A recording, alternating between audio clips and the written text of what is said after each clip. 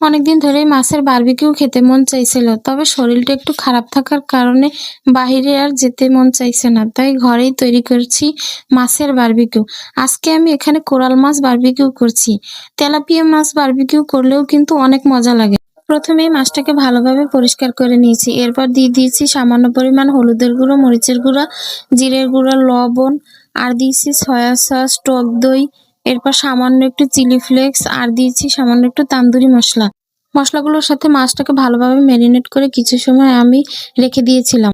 এরপর মাছটাকে ভালোভাবে তেলে হালকা আঁচে ফ্রাই করে নিচ্ছি। মাছটি এপিট-ওপিট ভেজে নেওয়ার সময় হালকা করে ওই মসলাটা আবার উপর দিয়ে ব্রাশ করে দিচ্ছিলাম। মাছটা যাতে ভিতর থেকে ভালোভাবে কুক হয় তাই আমি মাঝে মাঝে একটু ঢেকে দিচ্ছিলাম। আর এই ঢেকে দেওয়ার কারণে কিন্তু মাছটা ভিতর থেকে খেতে অনেক জুসি হয়েছিল। আমি আমার পছন্দ মতো মাছটাকে ফ্রাই করে নিয়েছি। এরপর মাছটা আমি আলাদা একটা পাত্রে উঠিয়ে রেখে আগের যে মাছ ম্যারিনেট করার যে মসলাটা ছিল ওটা ওই তেলের মধ্যে দিয়ে একটু ফ্রাই করে নিয়েছি, আর সাথে একটু পেঁয়াজ কুচি আর কাঁচামরিচ কুচি দিয়ে ভালোভাবে ভাজা ভাজা করে নিয়েছি।